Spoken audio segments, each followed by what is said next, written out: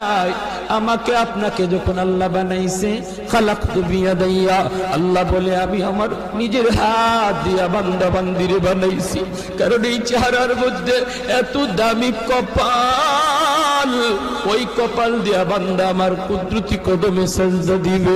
এই কপালটার এত দাম, এই কপাল কুন ফায়াকুন বললে হয় না, এই কপাল ফেরেশতাদের হাতে বানাইলেও হয় না, আমি আল্লাহ নিজের হাতে বানাইছি।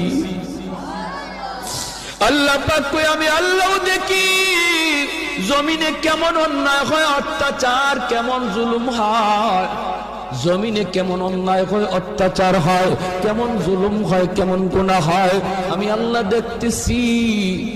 আমি আল্লাহ দেখতেছি আমার নবীর নায়েবে রাসূল উলামায়ে কেরামের সাথে কেমন আচরণ হয়, সবই আল্লাহ বলেন আমি দেখতেছি। এরপরও আমি কেন নগদ ধরি না জানুনি? চার শ্রেণীর কারণে। লাউলা মাশাইখ রুক্কা ওয়াল শাবাব খুশা ওয়াল আতফাল রুদ্দা ওয়াল আনআম রুক্তা। আল্লাহ বলেন এক নম্বর হলো ওই বৃদ্ধ মানুষগুলি, এখনো জমিনে এমন কিছু সাদা দাড়ি সাদা চুল আমার কিছু বৃদ্ধ বান্দা বান্দি আছে রে, কোমর বাঁকা হইতে পারে না, করতে পারে না, কষ্ট হয়, হাঁটুতে ব্যথা, কোমরে ব্যথা, এরপরেও আমি আল্লাহর কুদরতি কদমে সাজদা দেয়, কষ্ট হয়, এরপরেও আমার কদমে সাজদা দেয়। এই সাজদার দিকে তাকাইলে জমিনের প্রতি মায়া লেগে যায়। দুই নম্বরে আল্লাহ বলে ওয়াশশাবাবু খুশশা, কত যুবক অন্যায় কাজের দিকে দৌড়ায়, নাপাক প্রেম ভালোবাসার দিকে দৌড়ায়, জিনা বেবিচার মদ গাঞ্জার দিকে কত যুবক দৌড়ায়। আল্লাহ বলেন কিন্তু এখন এমনও কিছু যুবক আছে যেই যুবক যৌবনের পাগলামি করে না, তার মনেও পাগলামি করতে চায়, তারও গুনার দিকে তার মন ডাকে কিন্তু যায় না। আমি আল্লাহর ভয়ে যুবক গুনার দিকে যায় না, মসজিদে গিয়ে হাজির হয় না, পাক ভালোবাসা প্রেমের দিকে মন দেয় না, আমি আল্লাহর প্রেম অন্তরের ভিতরে জমায়া নেয়। ওই যুবকের সেজদা যখন জমিনে দেয়, তার সেজদার দিকে তাকাইলেও এই গুনাহগার জমিনের প্রতি আমার মায়া লেগে যায়।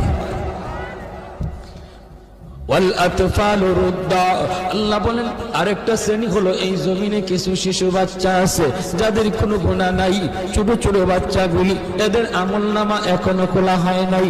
যদি জমিনে আমি গজব দেই, গুনাহগারের সাথে শিশু বাচ্চাগুলি তারাও এই গজবের শিকার হয়ে যায়, অথচ এই ঘরের বাবা দায়ী, এই ঘরের মা দায়ী, গুনার জন্য মা দায়ী, বাবা দায়ী, তাদের কারণে গজব আইছে, বাচ্চাটার কোনো দোষ নাই। গজবের কারণে বাবা যেমন গজবে পড়ে, মা যেমন পড়ে, বাচ্চাটাও গজবে পড়ে যায়। তার কান্নার দিকে তাকাইলে আমি আল্লাহ এই জমিনের প্রতি মায়া লেগে যায়। চার নম্বর ওয়াল আনআম রুক্তা, আল্লাহ বলেন চার নম্বর হলো জানুনি আরেক দল হলো দুনিয়ার ভিতরে কিছু পশু পাখি আছে, পশু পাখি আছে এদের কোনো গুনাহ নাই, আযাব গজব, আসমানি গজব, জমিনি গজব যদি জমিনে আসে, মানুষের সাথে জীব জানোয়ার গুলিও গজবের শিকার হয়ে যায়, হাঁস মুরগিরাও গজবের শিকার হয়ে যায়, গরু ছাগল গুলা তারাও গজবের মধ্যে পড়ে যায়, অথচ এদের কোনো অন্যায় নাই, ওদের কোনো গুনাহ নাই, এদের দিকে তাকাইলেও জমিনের প্রতি মায়া লাগে। আল্লাহ কো জানুনির জমিন, জানুনির ফেরেশতারা, যদি এই চার শ্রেণী জমিনে না থাকতো, যেই হারে জমিনের মধ্যে গুনাহ চলছে, যদি এই চার শ্রেণী না থাকতো তাহলে আমি কি করতাম? লা জানতুস সামাআ হাদিদা, আমি আল্লাহ আসমানকে লোহা বানায় দিতাম, ওয়াল আরদা খাফসাফা, জমিনকে আমি তামা বানায় দিতাম, জমিনকে আমি আল্লাহ তামা বানায় দিতাম, جعلت السماء حديدا والأرض خفصفا والتراب رمادا وما أنزلت من السماء قطرا, এক ফুটা রহমতের বৃষ্টি আমি জমিনে দিতাম না, ওয়ামা আম্বাতু মিনাল আরদি নাবাতা, একটা শস্যের দানাও আমি জমিনে উৎপাদন হতে দিতাম না, বরং বাল আনজালতু আলাইকুমুল আযাবা সাব্বা, ভরপুর করোনা একটা যাবে আরেকটা আসবে, একটা যাবে আরেকটা আসবে, ভাইরাস একটা যাবে আরেকটা আসবে। আল্লাহ যেটা দিতে পারে এর চেয়ে বড়টাও দিতে পারেনি না পারে না। করোনা যেমন শক্তিশালী এর চেয়ে আরো পাওয়ারফুল শক্তি নিয়ে মহামারী আল্লাহ দিতে পারে। আল্লাহ কই যদি এই 4 শ্রেণী জমিনে না থাকতো আমি আল্লাহ পরপর শুধু জমিনের মধ্যে গজব দিতাম। এই 4 শ্রেণীর মধ্যে প্রথম 2 দল বৃদ্ধ মানুষ যারা এখনো আল্লাহর কদমে সেজদা দেয়, 2 নম্বর ওই যুবক যৌবনে যে আল্লাহর কদমে সেজদা দেয়। ও ভাইয়েরা বন্ধুরা, জন্য বলি যুবক যৌবনকালে ইবাদত করলে সহজে আল্লাহর ওলি হইয়া যায়। এই গেল 3 দল। 4 নাম্বার দল হলো ওই অভাবী মানুষ, গরিব মানুষ। সমাজে যারা গরিব অভাবী তাদের জন্য আল্লাহর ওলি হওয়া সহজ। জোরে কন্যা সুবহানাল্লাহ। কেন? কারণ কি? কারণ হলো 4 নাম্বার না তো, 2টা গেল, 3 নাম্বার হয়েছে না? 3 নাম্বার হয়েছে, এরপরে 4 নাম্বার। 3 নাম্বার হলো মহিলা জাতি, মা বোনেরা, তাদের জন্য আল্লাহর ওলি হওয়া খুব সহজ। কেমনে? কারণ হলো মহিলাদের ডিউটি কম, আমল কম, এজন্য তাদের হিসাবও কম। নবী বলেন 4 কাজের জিম্মাদার যে মহিলা হয়ে যাবে, যে মহিলা 4টা আমল ঠিকমতো হিসাব দিতে পারবে, সে আল্লাহর তৈরি যে কোনো জান্নাতে প্রবেশ করবে। আইয়ুমা ইমরাতিন ইযা সাল্লাত খামসাহা ওয়া সামাত শাহরাহা ওয়া হাসনাত ফারজাহা ওয়া আতাআত বালাহা। নবী বলেন 1 নম্বর হলো সে যদি নামাজি হয়, 2 নম্বর হলো সে যদি রোজাদার হয়, 3 নম্বর হলো সে যদি স্বামীরে মান্না চলে, স্বামীরে খুশি কইরা চলে, স্বামীর অবাধ্য না হয়, 4 নম্বর হলো সে যদি পর্দা ঠিকমতো করে। আল্লাহর নবী বলেন জানুনি সে জান্নাতের যে কোনো দরজা দিয়ে ঢুকবে, কেউ উত্তরে বাধা দিবে না। যেরকম সুবহানাল্লাহ। এজন্য মহিলারা, মা বোনদের জন্য আল্লাহর ওলি হওয়া খুব সহজ। যেই মহিলা এই 4টা কাজ ঠিক মতো করে, তার কাছ থেকে দোয়া নিবেন, মায়ের কাছ থেকে দোয়া নেন, মেয়েটার কাছ থেকে দোয়া নেন, স্ত্রীর কাছ থেকে দোয়া নেন। কারণ মহিলাদের দোয়া পুরুষের চেয়ে আগে কবুল হয়। মায়ার নবী বলেন আমি সফরে বের হলেই আমার কলিজার টুকরা মেয়ে ফাতেমার কাছ থেকে, বিবিদের কাছ থেকে দোয়া নিয়ে বের হতো। ঘর থেকে বের হতে বাবা মেয়েটার কাছ থেকে দোয়া নেও, মাথায় হাত বুলাইয়া আদর করে আব্বু দোয়া করে, আব্বু যাইতেছি। মেয়ের কাছ থেকে দোয়া নেও, মেয়ে বাবার জন্য দোয়া করবে, স্ত্রী স্বামীর জন্য দোয়া করবে, মা সন্তানের জন্য দোয়া করবে। আল্লাহ পাক রব্বুল আলামিন সামনের সমস্ত বিপদ আপদ থেকে আল্লাহ তার হেফাজত করবে। ঘরে ঢুইকাও মেয়েটার কাছে আগে যান, ছেলের চেয়ে। নবীজিও সফর থেকে ফিরে আইসো, নবীজি খাতুনে জান্নাত ফাতেমা রাদিয়াল্লাহু তাআলা আনহা, নবীজির কলিজার টুকরা মেয়ে, তার কাছে আগে দেখা করতেন, মেয়ের সাথে আগে দেখা করতেন, মেয়ের কাছ থেকে দোয়া নিতেন, আবার সফর থেকে আইয়াও মেয়ের সাথে আগে দেখা করতেন। জোরে কন্যা সুবহানাল্লাহ। ভাইরা আমার, এজন্য বলতেছি মহিলাদের জন্য আল্লাহর ওলি হওয়া খুব সহজ, মহিলাদের জন্য সহজ। কেন? কারণ তাদের হিসাব কম। সম্পদ কেমনে কামাই করেছো, সম্পদ কোন পথে ব্যয় করেছো, এই জবাব কোন মহিলাকে দেওয়া লাগবে না, পুরুষকে দেওয়া লাগবে, স্বামীকে দেওয়া লাগবে, স্ত্রীকে দেওয়া লাগবে না। স্বামী কেমনে সংসার চালাইলো, হালাল পথে না হারাম পথে, জবাব দিবে স্বামী, মহিলাকে জবাব দেওয়া লাগবে না। এজন্যই রে ভাই, মহিলাদের জন্য আল্লাহর ওলি হওয়া খুব সহজ। 4 নাম্বার, গরিব দুঃখী মানুষ, অভাবী মানুষ, তাদের জন্য ওলি হওয়া সহজ। কেন?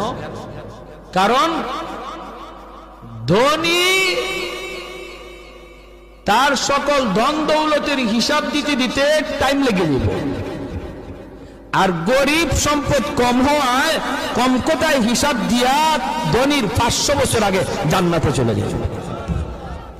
ইন্নামাল ফুকারা ইয়াদখুলুনাল আগনিয়া ইয়াদখুলুনাল জান্নাতা ক্বাবলাল আগনিয়া বি500 সানা। নবী বলেন ধনীর 500 বছর আগে জান্নাতে চলে যাবে।